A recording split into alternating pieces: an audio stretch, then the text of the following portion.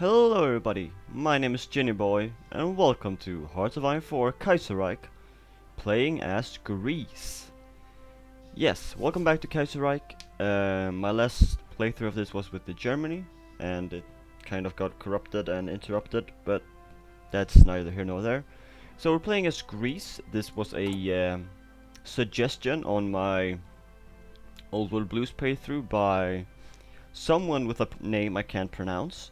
But anyway, whoever you may be, thank you for your suggestion. No, I'm always open to suggestions, so if you want me to play something, just comment it. I'm always open to suggestions. So, as Greece, we're going to... Wait, first let me just say that, don't worry, this series is not going to cancel the Old World Blues playthrough. This is going to be alongside with that playthrough and the Fallout New California playthrough. And then I might have something else, we'll see. So let's just start. Can prepare for war. Prepare for war. So you may wonder what I'm going to do. Well, I'm going to restore the Greek monarchy. And we're going to go over here. Either King Alexandros or King Georgios. We'll see. We're not going to go for the Republicans.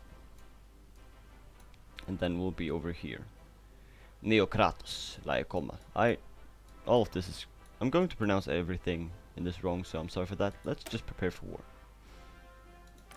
Gain plus 20% war score. As Greece, we've got a German-owned industry and an Austrian-owned industry, which doesn't help us because of our war debts after the end of the disastrous Weltkrieg. We've got memories of the king.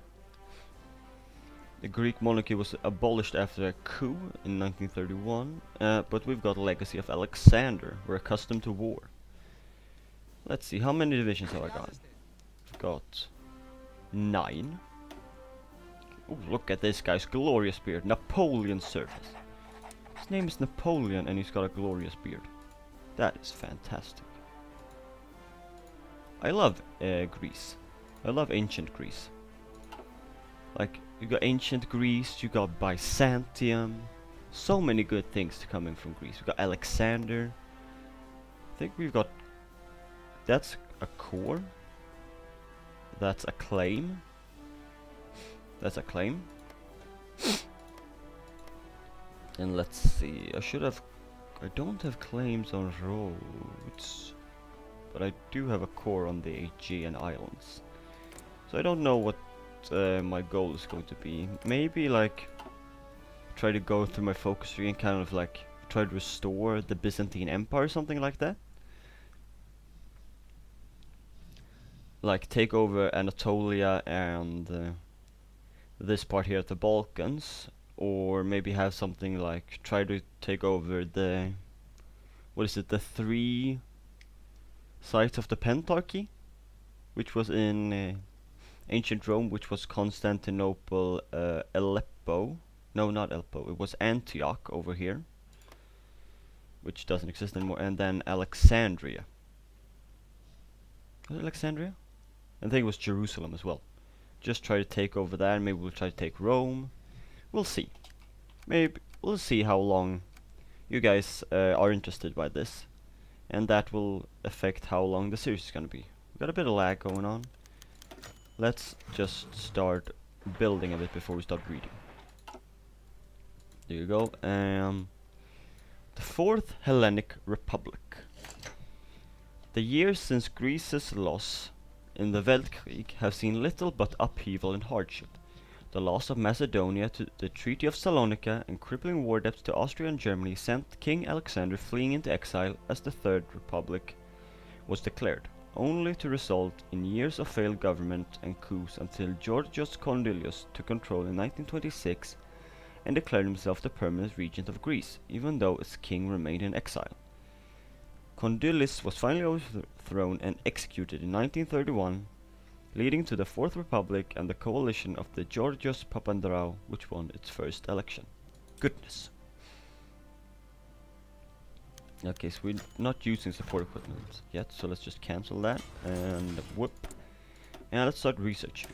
Oh god, we don't even have infantry equipment 1.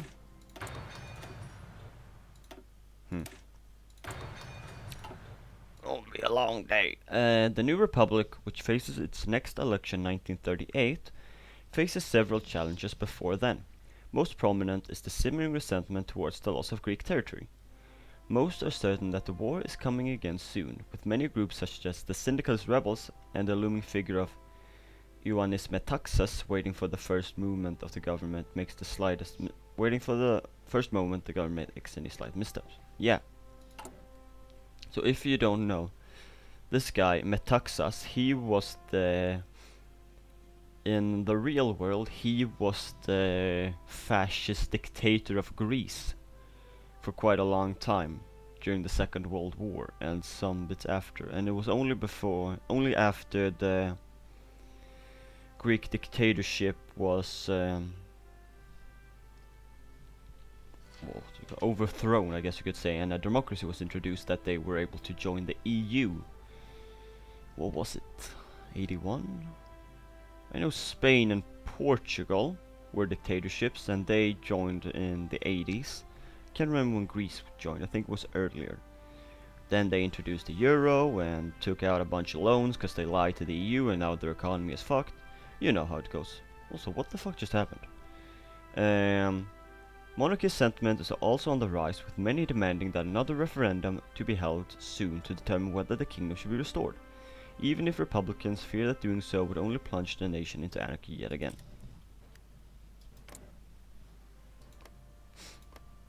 Wasn't you... This nation was just called Illyria, and now it's Croatia.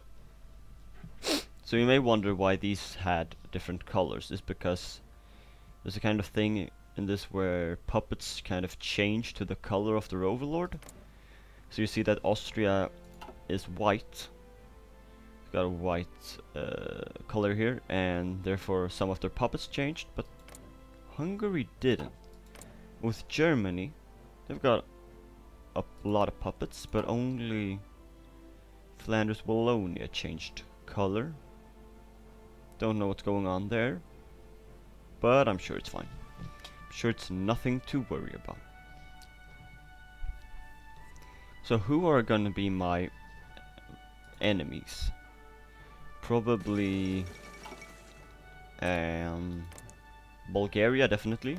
The Ottoman Empire. Maybe... oh, now they change color. Maybe this whole block. The whole Austro-Hungarian block. Maybe Serbia, Albania. Maybe Persia and Egypt if they take out the Ottomans. We'll just see. So Hungary did change color, but these guys haven't changed color to Germany's. We'll see if they do. I don't really know how that works. But we'll not worry about the issues at hand.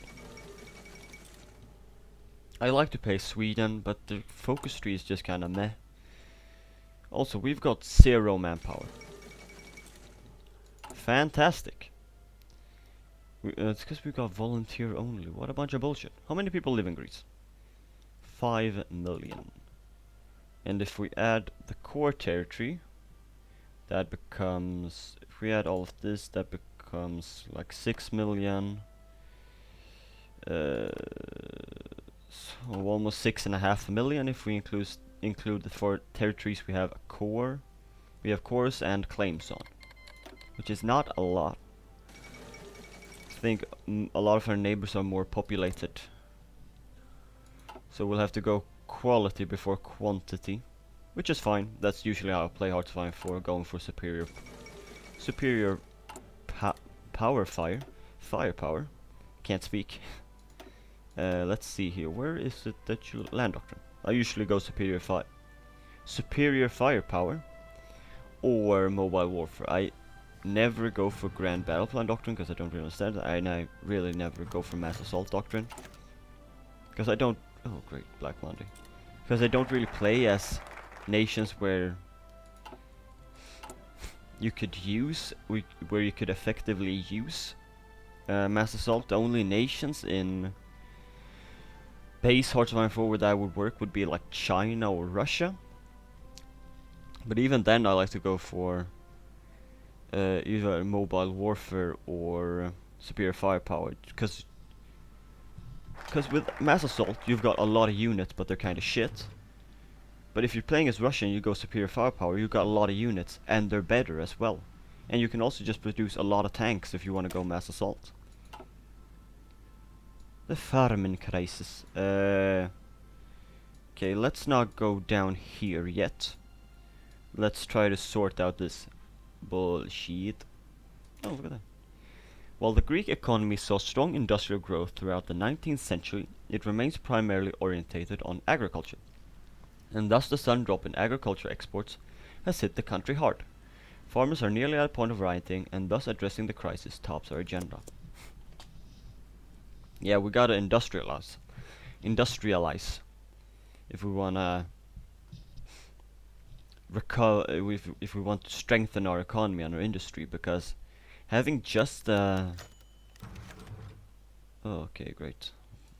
The lefts are gaining power. Having just an economy that's orientated on agriculture isn't very good. That usually indicates that a nation doesn't have the capacity for big industry, and it's easy to exploit the nation. That's what we see in Africa today. We've got these nations like Malawi and nations like that that are primarily focused on agriculture because they can't afford to have big industry, and therefore big Western modern countries can easily exploit these nations and buy and because they buy a lot of, for example, sugar or cocoa from these nations. This happens a lot in, for example, Latin America.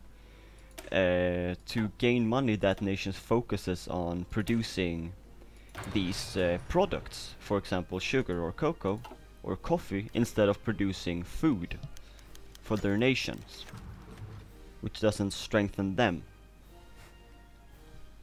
The effects of Black Monday are being felt throughout Greece, but the hard-hit industrial workers are now marching in the streets in protest. In Thessalia, the crowds are especially large, spurred on by union leaders as well as the charismatic syndicalist spokesman Nikos Sakiaradis. I can't pronounce any of these names, I'm sorry. The syndicalists are gaining a ready audience, and many in the government are suggesting that we crack down on them hard before they have a further chance to spread more sedition. Yeah, let's crack down on these rabble rousers. I'm not going to be going syndicalist, I'm not going to be going left, I'm going to be going monarchist. We'll see if we go constitutional or absolutist.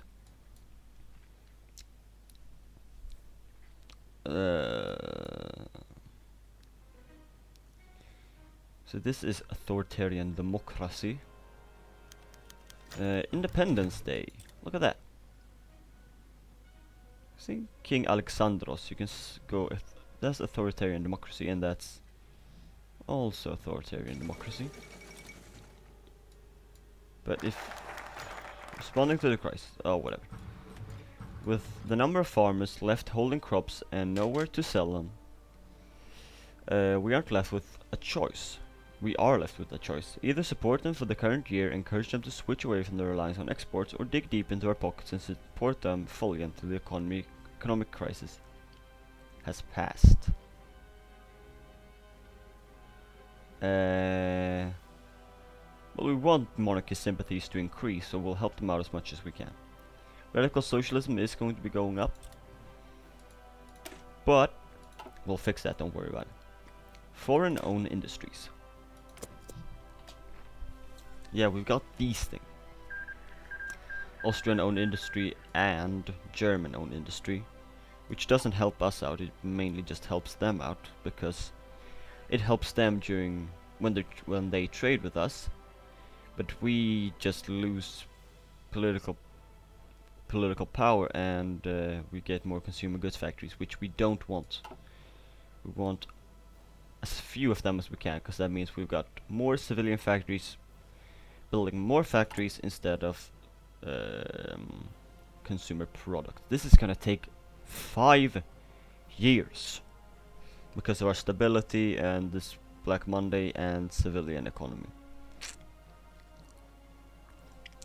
Well,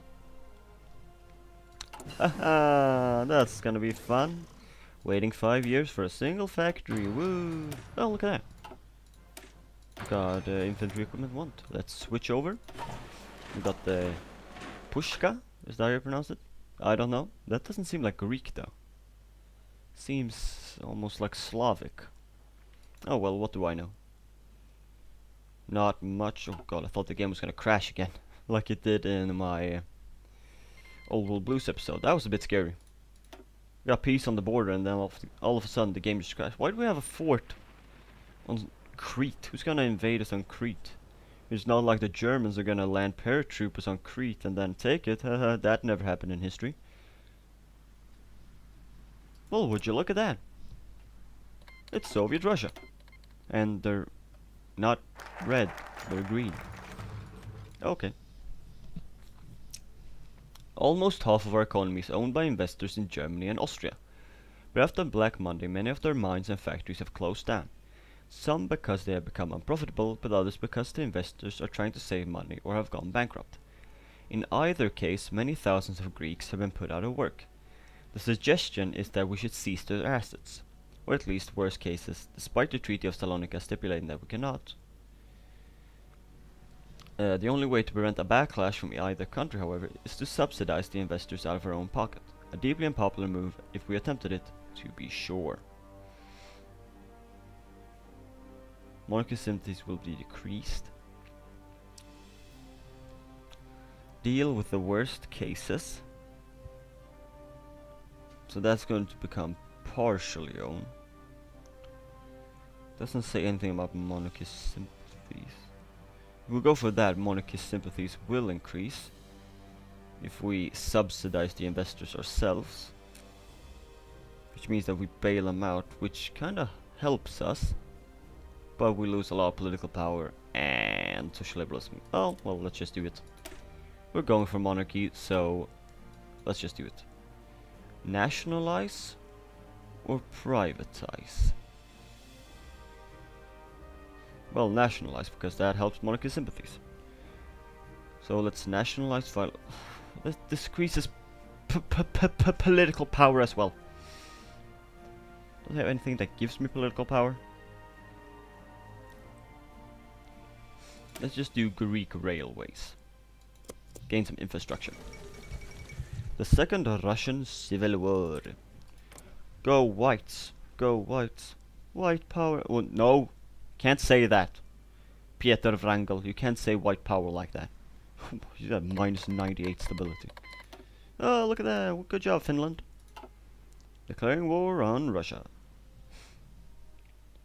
Some kind of cursed winter war where the Finnish started. I'm not sure I trust that.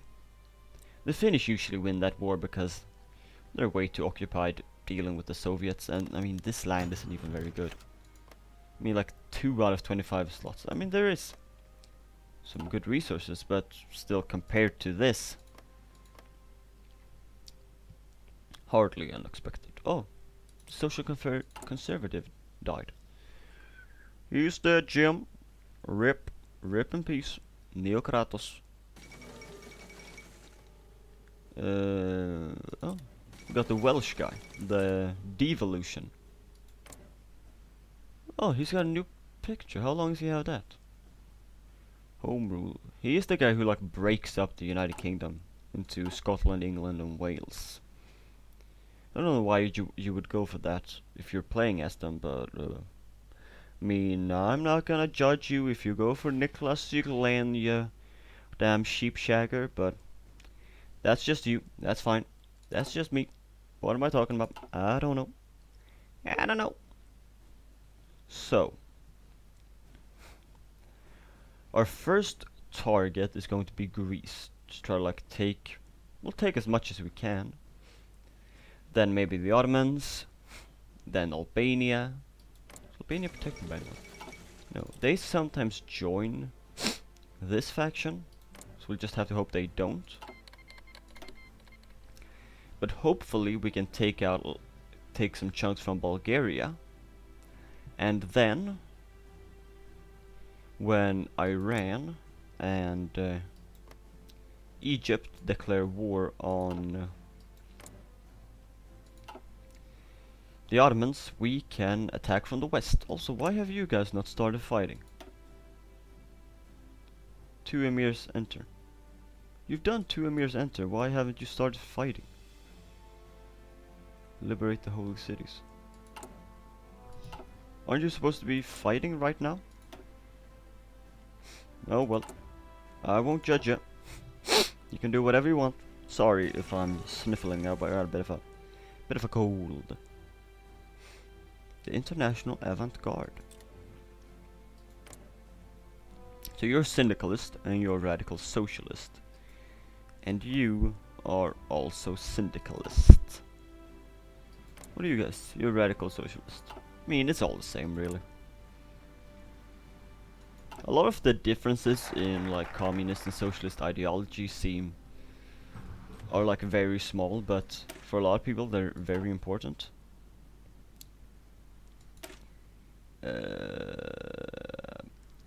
Let's nationalize vital industries. It's like the Sino-Soviet split.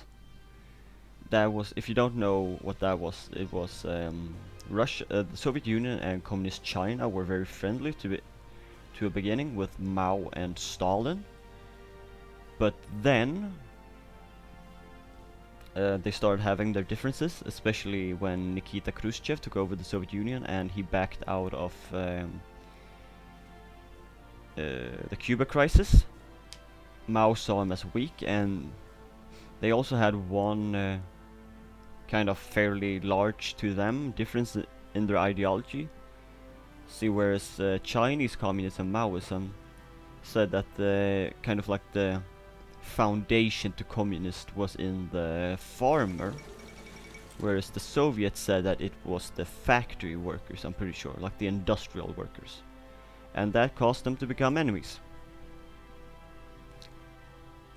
See, to us it can seem pretty petty, but I guess to them it was important. Look at this. Such bullshit. Can I see our weekly stability is going up, which is good. Bologna. Oh. You guys just did that. Well, okay. Cool.